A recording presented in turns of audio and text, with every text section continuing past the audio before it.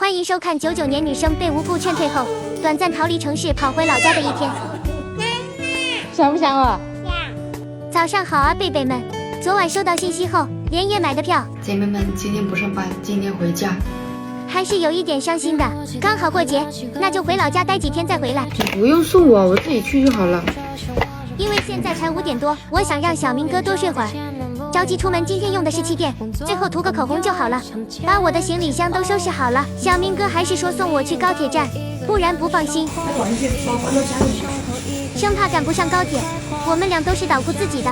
这次回去既是端午节，隔天还是儿童节，所以买了个玩具车带回去。衣服收拾好，我又开始收拾我的化妆包。每次出门总感觉什么都用得到，就什么都想带，结果一次都没用过。其实也没带多少衣服，回去最多待1个星期就出来了。因为我怕待久了就会不想出来了，哈哈。这个点出门天都还没有完全亮呢。叫了车子还没有到，来路边买份早餐。天开始微微亮了。看星星盼月亮，出租车师傅终于到了。好漂亮的天空，这个风吹起来也好舒服。到了，专属保镖前面探路。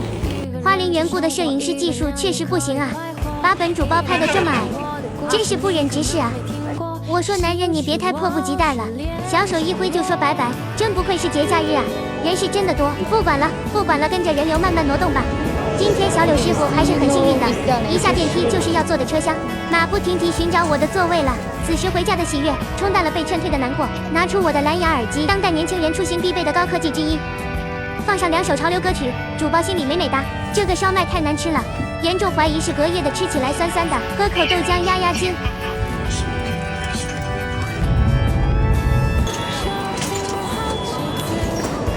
一出来就看到外面下雨了，刚刚遇到一大堆师傅，问去哪，我说了地址，然后问多少钱，师傅说50。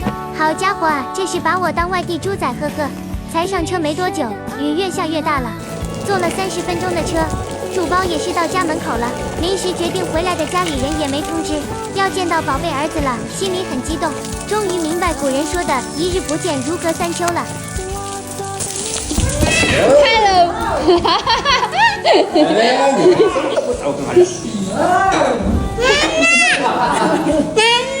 想不想我？想。感觉这小子还是有点懵。你来吃饭吧。好。你以后还去广州吗？去哟。为什么还要去？我还要去上班。我带了玩具。带了。看奥特曼高还是你高？还是你高一些哈。我长了一点。太棒了。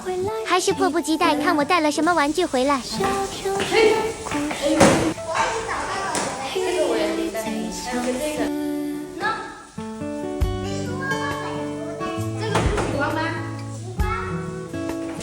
我太喜欢了。真的吗？真的。主包开始吃饭了。啊，背过来，咦呦，连肚子眼都露出来了。吃完饭，我走到哪他黏到哪，开心的不得了。但是坏习惯也是真不少。谁教你这样的？爸爸。谁教你这样的？对。谁教你的？说，在学校学的还是在电视学的？学这些不好的东西，那种手势刚刚是不礼貌的。对了，刚刚那个手势是不礼貌，再不可以了，听到没有？这个是完整的石头布的。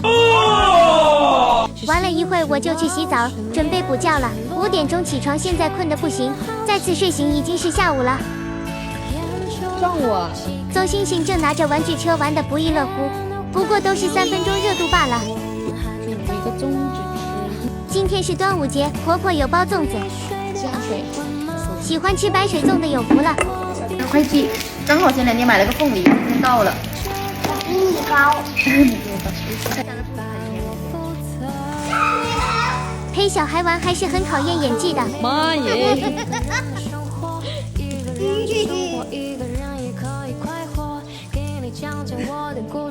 吃东西的姿势都这么与众不同。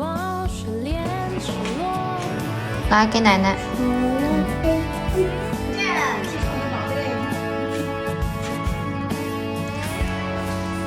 甜不甜？今天就记录到这里，拜拜喽。